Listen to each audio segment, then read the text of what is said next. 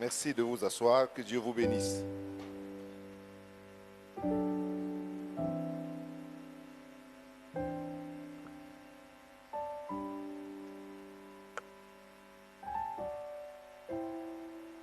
Deux choses m'ont touché tout à l'heure. La première, c'est le thème de, je ne sais pas si c'est du mois, c'est l'année du triomphe, ce qui a été dit. Ensuite, le cri du pasteur concernant la paix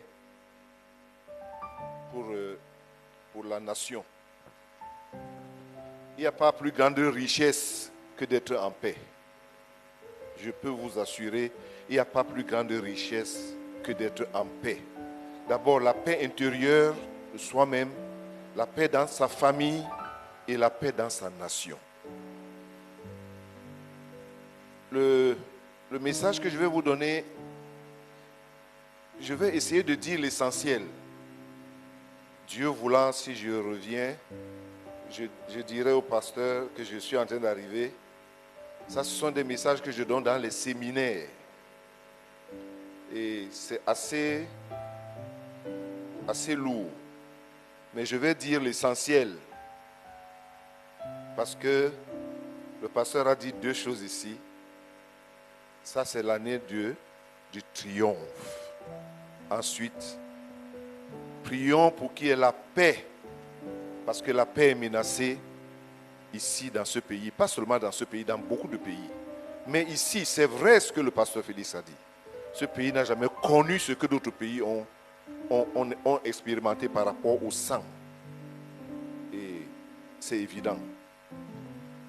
Aussi, depuis hier, je réfléchissais, qu'est-ce que je vais dire ici? Parce que il faut dire que je suis un bagage de messages.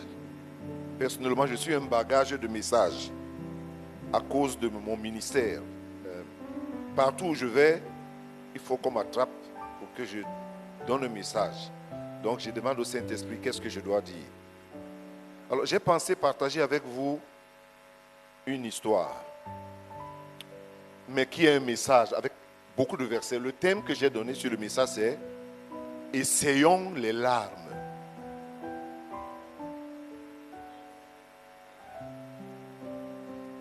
Essayons les larmes. J'ai tiré ce message de l'histoire d'un homme de Dieu qui a vécu à l'époque, William Booth, qui est le fondateur ou qui était le fondateur de l'armée de salut. C'était un homme avec une grande histoire avec Dieu. Sans entrer beaucoup dans l'histoire parce qu'il faut que je suive le temps, j'aime bien la discipline là. Et parce que quand je sors ici, je m'en vais à l'aéroport, personne ne m'arrête aussi. Il faut que j'aille suivre Madame Kofi. Ça, c'est très important. Parce que l'église, c'est pour Jésus. Hein? Madame Kofi, c'est pour moi. Chacun s'occupe de sa femme. C'est comme ça. C'est pas moi. Oh. Ok, soyez bénis au nom de Jésus. Le thème, j'ai dit, essayons les larmes. Alors, William Booth, un jour, deux de ses collègues étaient en difficulté, découragés, et ils voulaient fermer la mission. Vous savez, on dit toujours, lorsque les gens nous appellent, que ce soit moi, que ce soit Massi ou le bureau de CBN, c'est toujours rien ne marche dans ma vie. Quand les gens appellent les pasteurs, rien ne marche dans ma vie. Même sa bouche est en train de marcher, mais rien ne marche dans ma vie. On va toujours aux extrêmes. Quand on parle, on dit toujours aux extrêmes, Seigneur. Pasteur, je pense que Dieu ne me voit même plus. Mais il est en train de parler, il marche même. Bon, passons. Alors, ces hommes étaient vraiment découragés. Ils ont envoyé un télégramme à William Booth qu'il veut fermer la mission. Il les a répondu. Voici sa réponse. Essayez les larmes. Essayez les larmes. Alors, j'ai récupéré cette déclaration. Je suis allé dans les Écritures pour voir qu'est-ce que cette expression dit. Quand on dit l'année de triomphe, il n'y a pas un moment, les triomphes là viennent, on accouche ça. On accouche ça. Il y a des triomphes qu'on ne s'assoit pas, on met le pied comme ça. Oh Seigneur. Non, il y a des triomphes qu'on accouche. On accouche. On accouche ça.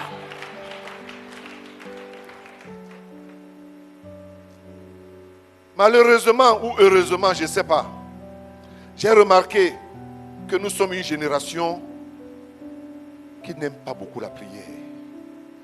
La prière est le ministère le plus fatigant et le plus humiliant. Depuis le début de l'année, nous avons commencé dans notre église, à l'église baptiste au Cameroun, on a pris 3 mois de prière. Quand on vient dimanche, c'est la prière. On vient vendredi, c'est la prière. Il y avait même les jours où on priait 7 jours sur 7. Parce que j'avais ce fardeau dans mon cœur. Amener une génération qui se tient devant Dieu et qui pleure devant Dieu. Il y a des choses qui ne se passeront jamais dans ta vie. Jamais. Si Dieu ne voit pas les larmes. Il y a une sorte de larmes qui ne sont pas l'apitoiement, mais dont le cœur parle. C'est quoi les larmes? Les larmes sont une expression de notre limite. Les larmes, c'est l'expression de mes limites. Quand tu ne sais plus quoi dire, quoi faire, tout ce qui te reste, ce sont des larmes. Et je peux vous dire, bien-aimés, Dieu ne reste jamais indifférent lorsqu'il voit des larmes sincères. Jamais. Jamais. Parcourez toutes les Écritures, vous allez voir. Il y a les gens qui ont fait bouger Dieu à cause de leurs larmes. Il y a des gens qui ont fait soulever le ciel parce qu'ils ont pleuré. Allons dans les Écritures rapidement. Essayons les larmes. Dis à ton voisin, essaie les larmes. Dans ce que tu attends, essaie les larmes. Nous allons lire rapidement parce qu'il y a beaucoup de versets. On va lire d'abord dans 1 Samuel. Et je vais lire rapidement pour nous, si vous permettez. Il y avait un homme de Ramathaïm Tsophim, de la montagne d'Éphraïm, nommé Elkana, fils de Jéroham, fils d'Eliou et de Tohu, fils de Touf, Éphratien. Il avait 2 femmes, dont l'une s'appelait Anne, l'autre s'appelait Pénina. C'est dans 1 Samuel, comme j'ai dit, le chapitre 1, à partir du verset 1 à 8. Pénina avait des enfants, mais Anne n'en avait point. Chaque année, cet homme montait de sa ville à Silo pour se prosterner devant l'Éternel des armées et pour lui offrir des sacrifices. Là se trouvaient les 2 fils d'Élie, Ophni et Phiné, sacrificateurs de l'Éternel. Le jour où Elkana offrait son sacrifice, il donna des portions à Pénina, sa femme, et à tous ses fils et à toutes les filles qu'il avait d'elle. Mais il donna à Anne une portion double, car il aimait Anne que l'Éternel avait rendue stérile. Écoutez bien, on n'a pas dit que le diable lui avait rendu stérile. On dit, c'est l'Éternel qui avait rendu stérile. Ça, c'est compliqué, ça. Ça, Dieu, là, c'est compliqué. Il y a des moments où Dieu t'embarrasse. Tu peux te retrouver embarrassé devant certaines situations. C'est la Bible que nous lisons. Hein. Dieu l'avait rendu stérile. Elle n'est pas allée chez un marabout. Hein. On dit que c'est Dieu qui avait rendu cette femme stérile. C'est compliqué, ça. Alors nous avons un certain évangile ou bien un certain message que nous disons, oh Dieu, nous savons que Dieu est bon, il ne fait du mal à personne. Mais ici, là, c'est pas, hein. Et moi, je ne sais plus. Bon, continuons. Sa rivale lui prodiguait des mortifications, c'est-à-dire la provoquait. Vous connaissez les foyers où il y a la... Je ne termine pas. Pour la porter à s'irriter de ce que l'Éternel avait rendu stérile. Et toutes les années, il en était ainsi. Chaque fois qu'Anne montait à la maison de l'Éternel, Pénina la mortifiait de la même manière. Alors elle pleurait et ne mangeait point. Et quand son mari lui disait, Anne, pourquoi pleures-tu et ne manges-tu pas? Pourquoi ton cœur est-il attristé? Est-ce que je ne vaux pas pour toi que 10 fils? Anne répondit pour la suite de ce verset, de cette histoire. Lorsqu'elle était à la maison de l'Éternel, Anne a répondu au sacrificateur. Anne répondit, non mon Seigneur, je suis une femme qui souffre en son cœur. Je n'ai pas bu ni vin, ni boisson enivrante. Mais je répandais mon âme devant l'Éternel. Ne prends pas ta servante pour une femme pervertie, car c'est l'excès de ma douleur et de mon chagrin qui me fait parler jusqu'à présent. Elle reprit la parole, Élie reprit la parole et dit, va en paix, que le Dieu d'Israël exauce la prière que tu lui as adressée. Elle dit, que ta servante trouve grâce à tes yeux. Cette femme s'en alla, elle mangea et son visage ne fut plus le même. Essayons les larmes. essayons les larmes. Est-ce qu'il y avait déjà l'enfant? Quand elle se levait, elle avait déjà l'enfant. Mais la Bible dit que quoi? Son visage n'était plus le même. Son visage n'était plus. Pourquoi? Le ciel avait touché le cœur. Il y avait une réponse par la foi. L'enfant n'était pas encore là. Mais son attitude avait changé. Pourquoi? Elle avait saisi la révélation. Elle avait saisi la prophétie. La Bible dit, elle se leva, elle n'était plus triste. Ne dormez pas, hein? Qui dort là? Vous travaillez à la boulangerie? C'est les gens qui travaillent à la boulangerie qui dorment le jour parce que la nuit font le pain. Ah! C'est comment avez-vous? Je n'ai même pas encore fini. Le truc qui... Il faut bien me mettre là. Il faut bien mettre le temps, hein? Quand mon temps vient, j'arrête, même si je n'ai pas fini mon message. Je vais venir finir ça un autre jour.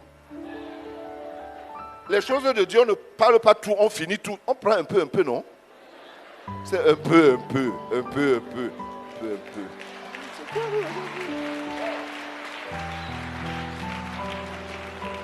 Ok, merci beaucoup. Maintenant, allons dans le livre de 2 Rois 20, versets 1 à 6. Il s'agit d'Ézéchias. Et je vais lire. En ce temps-là, Ézéchias fut malade à la mort. Le prophète Ésaïe, fils d'Amoth, vint auprès de lui et lui dit, ainsi parle l'Éternel, donne tes ordres à ta maison car tu vas mourir, tu ne vivras plus. Ézéchias tourna son visage contre le mur et fit cette prière. Ô Éternel, souviens-toi que j'ai marché devant ta face avec fidélité et intégrité de cœur et que j'ai fait ce qui est bien à tes yeux. Et Ézéchias répandit d'abondantes larmes. Dis à ton voisin, essaye les larmes. Ésaïe qui était sorti n'était pas encore loin dans la cour du milieu lorsque la parole de l'Éternel fut adressée en ces termes. Retourne. Retourne. Je vous ai dit que Dieu embarrasse les gens. Il dit à pasteur Félix, va dire là-bas à la maison de tel qui va mourir. Le pasteur Félix part, il dit, Dieu m'a dit que tu vas mourir, mets de l'eau dans ta maison. Il tourne même pas encore sur le carrefour là. Dieu lui dit encore, rentre. Va lui dire qu'il ne meurt pas. C'est pas embarrasser quelqu'un. C'est pas embarrasser quelqu'un. Mais qu'est-ce qui a provoqué cela? Les larmes. Essaye les larmes. Ésaïe qui était sorti n'était pas encore dans la cour du milieu lorsque la parole de l'Éternel lui fut adressée. Retourne et dis à Ézéchias, mon chef de mon peuple, ainsi parle l'Éternel, le Dieu de David, ton père. J'ai entendu ta prière et j'ai vu tes larmes. Alléluia. Il y a toujours quelque chose que Dieu veut voir dans cette génération. Les larmes et la prière. La prière qui est soutenue avec les larmes fait la différence. Chaque fois que la prière est portée par les larmes, le ciel descend. Est-ce que tu sais pleurer? La question c'est, est-ce que tu es de ceux-là qui savent pleurer? Ou alors tu connais pleurer quand ton téléphone ne marche pas? Quand on a dit qu'il n'y a plus d'unité, tu pleures. On parle de pleurer pour le Sénégal. Le pasteur a dit qu'il faut pleurer pour le Sénégal. Il faut joindre à la prière les larmes. J'ai vu tes prières. J'ai entendu tes prières et j'ai vu tes larmes. Continuons. Il me reste combien de minutes? Christ, je ne dois pas rater mon vol. Je te dis d'abord. Dis-lui, j'ai entendu ta prière et j'ai vu tes larmes. Voici, je te guérirai. Alléluia. Le 3e jour, tu monteras à la maison de l'Éternel. J'ajouterai à tes jours 15 années. Je te délivrerai, toi et le Sénégal, de la main du roi d'Assyrie, de la menace de la paix. J'ai entendu. Pasteur Félix, j'ai entendu et j'ai vu. Je te guérirai. Tu monteras à la maison de l'Éternel. J'ajouterai, je délivrerai toi et cette ville. Alléluia. Alléluia. Il faut qu'il y ait une génération qui fasse la différence. Il faut que dans cette assemblée, dans cette maison, dans ta famille, il y ait un qui fait la différence. Continuons.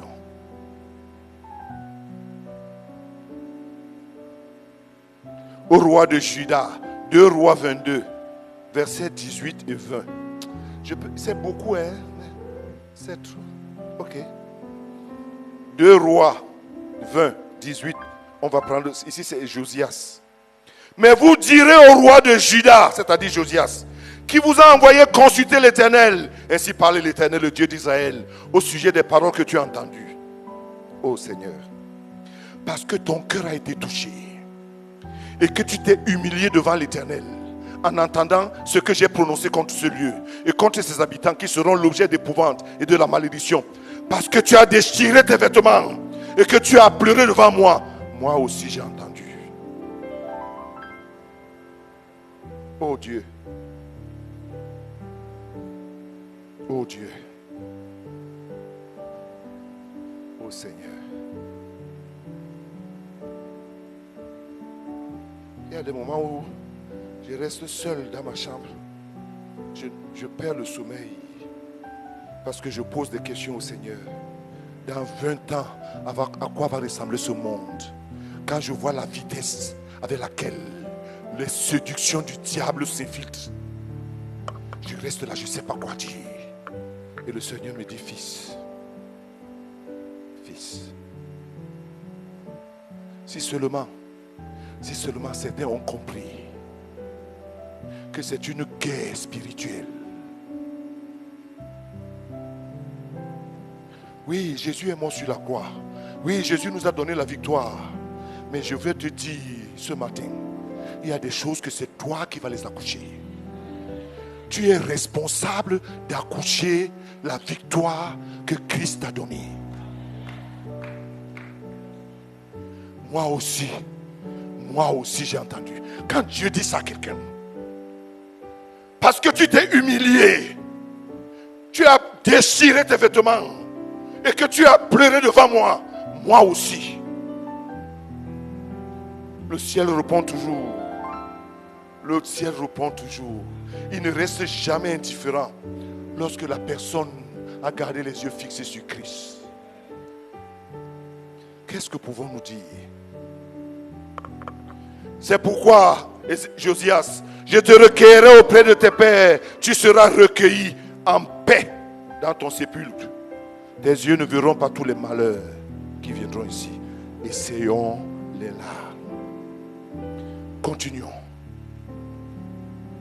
Dès que Marie eut entendu la voix, on lui a dit, Jésus est là. Pour ceux qui connaissent l'histoire, c'est dans Jean 11, la résurrection de Lazare. Jean 11 à partir du verset 29-35. Je vous donne juste les versets, quelques versets, parce que je vous ai dit que c'est tout un séminaire. Ça me prend 3 jours pour faire asseoir cela. Mais ici, j'ai cherché l'essentiel. Dès que Marie eut entendu, elle se leva promptement à aller vers lui. Car Jésus n'était pas encore entré dans le village. Mais il était dans le lieu où Marthe l'avait rencontré. Les Juifs qui étaient avec Marie dans la maison et qui la consolaient, l'ayant vue s'élever promptement et sortir, la suivit et dit en disant, elle va au sépulcre pour y pleurer. Lorsque Marie fut arrivée là où était Jésus et qu'elle le vit, elle tomba à ses pieds et lui dit, Seigneur, si tu eusses été ici, ton frère ne serait pas mort. Jésus, la voyant pleurer, elle et les Juifs qui étaient avec elle, frémit à son esprit et fut tous émus. Et il dit, où l'avez-vous mis? Il lui dit, viens et vois. Jésus pleura. Essayons les larmes. Écoutez bien. C'était 2 sœurs, Marthe et Marie. Marie a répété les mêmes paroles que sa sœur. Marthe avait dit la même chose, mais ça n'a pas fait bouger Jésus. Il y a des gens qui prient. Ils prient. Ils prient. Ils prient. Ils prient. Mais Dieu ne bouge pas. Pourquoi? Parce que le cœur est mauvais. Ou alors, il y a le péché qui est tapis quelque part. Ou encore, il y a l'amour du monde qui fait obstacle. Ou alors, tu entretiens une relation que Dieu ne veut pas. Ou alors,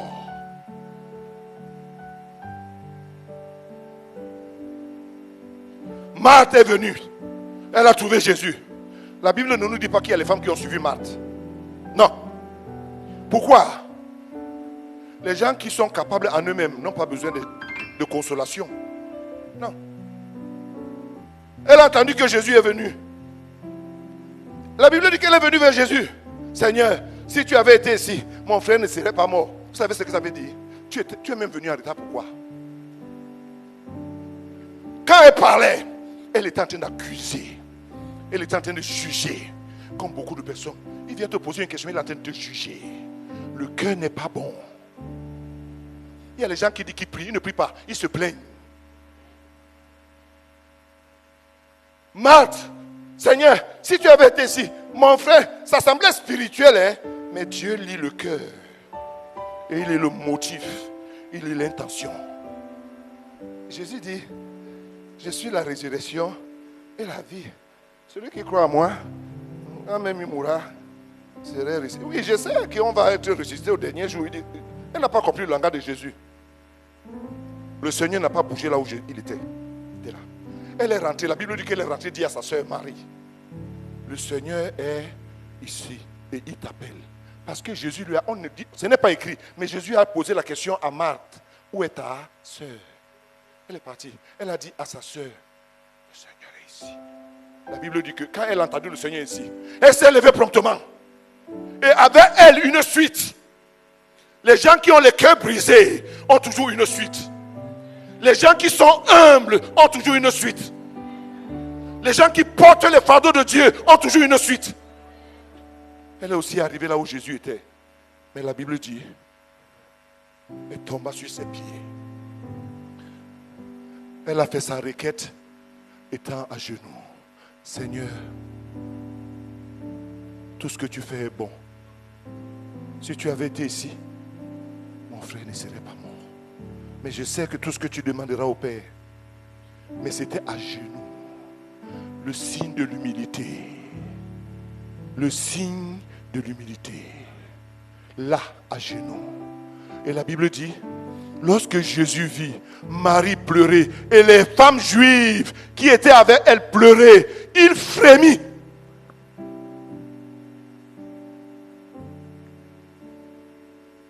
Il frémit dans son esprit. Est-ce que tes prières font frémir Jésus? Pose la question, ton frère. Est-ce que quand tu pries, Jésus est touché? L'église aujourd'hui remplie. Les églises sont remplies des spectateurs, des observateurs. Où est ton engagement à Jésus? Et où est ton engagement à la cause du royaume? C'est où, c'est quoi? J'ai posé la question à l'église dimanche avant que je ne vienne ici. Dieu te coûte même quoi au juste? Dieu te coûte quoi? Dieu vous coûte quoi? Depuis que tu suis Jésus, il te coûte quoi? Une a réussi à faire pleurer Jésus, l'autre non. Deux sœurs ont dit la même chose, elles ont fait la même prière. L'une a réussi à lui faire pleurer, l'autre n'a pas pu. Pourquoi? Le cœur n'était pas bon. Quand le cœur n'est pas bon, même ta prière est injuste. Permettez-moi. Quand le cœur n'est pas bon, même ta prière devient un péché. Lorsque le cœur est corrompu, même la prière devient un péché. Les gens disent ils prient. Mais où sont les ossements? Où sont les ossements? Ils disent qu'ils prient. Quand un pécheur part pécher, on sait qu'il est pécheur quand il revient avec le poisson, n'est-ce pas? Hein? C'est pas ça? Un pêcheur qui part chaque jour à la pêche, il n'amène pas le poisson. Tu fais comment avec lui, pasteur Félix? Tu lui récupères la pirogue, tu récupères le filet. C'est pas un pêcheur ça.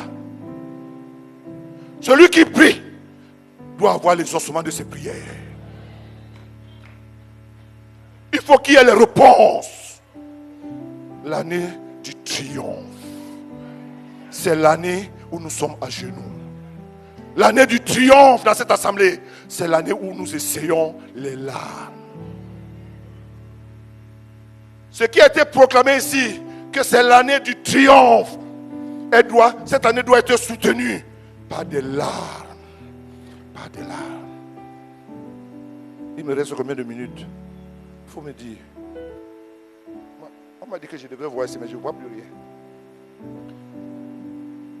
La Bible dit, Actes des Apôtres, Acte 4. Acte, le chapitre 4, le verset 23 à 31. Je vais encore lire. La Bible dit, après avoir été relâchés, c'est-à-dire les apôtres, ils allaient vers les leurs et racontaient tout ce que les principaux sacrificateurs et les anciens leur avaient dit.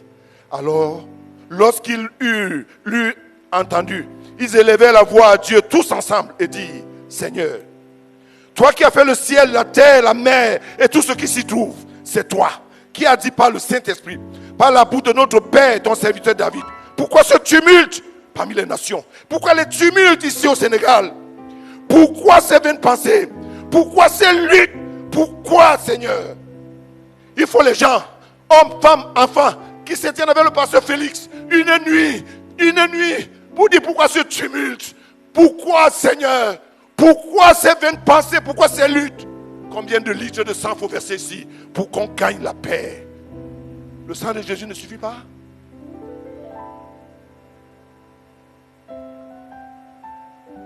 Les rois de la terre se sont soulevés. Les princes se sont ligués contre le Seigneur, contre son oint. En effet, contre son saint serviteur que tu as oint, Hérode et Ponce Pilate, se sont ligués. Il faut toujours Dieu pour qu'il y ait des problèmes dans cette ville. Et avec les nations et le peuple d'Israël, pour faire tout ce que ta main et ton conseil avaient arrêté d'avance. Maintenant, Seigneur, vois les menaces. Seigneur, vois les menaces. Cet homme de Dieu a parlé. Il a dit, le Sénégal est menacé. Voilà le mot aussi dans la Bible. Vois les menaces des serviteurs de Satan dans ce pays. Vois les menaces des agents des ténèbres qui veulent compromettre l'avenir des jeunes. Vois les menaces. Et donne à tes serviteurs d'annoncer ta parole avec une pleine assurance en étendant la main, afin qu'il se fasse des miracles, des guérisons, des prodiges, par le nom de ton saint serviteur Jésus. Quand ils eurent prié, le lieu où ils étaient assemblés trembla, et ils furent tous remplis du Saint-Esprit. Et ils annonçaient la parole de Dieu avec assurance. Alléluia. Essayons les larmes. À chaque fois qu'on finit de lire, il faut dire que essayons les larmes. À chaque fois. À chaque fois. Paul dit, je rends grâce à Dieu que mes ancêtres ont servi et que je sers avec une pleine conscience. De ce que nuit et jour, je me souviens continuellement de toi dans mes prières, me rappelant tes larmes et désirant te voir afin d'être rempli de joie, gardant le souvenir de la foi sincère qui est en toi, qui habita d'abord dans ton aïeul Loïs et dans ta mère Eunice, et qui, j'en suis persuadé, habite aussi en toi. Qu'est-ce que Paul dit? Essayons les larmes. Epaphras, qui est des vôtres, là c'est dans 2 Timothée 1, 3, 5. Colossiens 4, 12 à 3, 12, 13. Epaphras, qui est des nôtres, vous salue. Serviteur de Jésus-Christ, il ne cesse de combattre pour vous dans ses prières, afin que, parfait et pleinement persuadé, vous persistiez dans une entière soumission à la volonté de Dieu. Car je lui rends le témoignage qu'il a une grande sollicitude pour vous, pour ceux de Laodicée et pour ceux de Hiérapolis. Essayons les larmes. Nuit et jour, nous prions avec une extrême ardeur pour nous permettre de vous voir et compléter ce qui manque dans votre foi. Que Dieu lui-même et notre Seigneur Jésus-Christ aplanisse notre route jusqu'à vous. Ainsi de suite, ainsi de suite, ainsi de suite, ainsi de suite. Maintenant, le clou de tout ça, c'est le Seigneur lui-même. Est-ce que Jésus, il priait avec larmes? La Bible dit, tu es sacrificateur pour toujours, selon l'ordre de Melchisédek. C'est lui, Jésus, qui dans les jours de sa chair, ayant présenté avec des cris et avec des larmes, des prières et des supplications à celui qui pouvait le sauver de la mort, et ayant été exaucé à cause de sa piété. C'est dans Hébreux 5, versets 6 à 10. Jésus, le Fils de Dieu, le Sauveur du monde, Jésus, capable de tout, il est passé par là. Alléluia. Jésus est passé par là. Où? Il avait aussi essayé les... Jésus aussi a essayé les... Pour qu'il soit exaucé, lui aussi il a essayé les... Le Seigneur Jésus aussi a essayé les... La question que nous devons nous poser, j'ai fini ici. Avons-nous encore des larmes dans nos cœurs? Ou alors nos cœurs sont devenus des lieux secs? Et souvenons-nous de ce cantique, que les lieux secs reverdissent et portent des fruits nouveaux. Que les lieux secs, fraîches rosées, que les lieux secs reverdissent et portent des fruits nouveaux. Je veux prier. Je veux juste prier.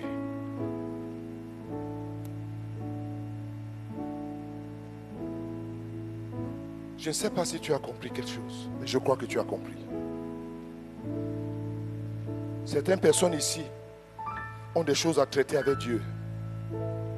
Certains parmi vous aussi, vous avez des choses à traiter avec Dieu.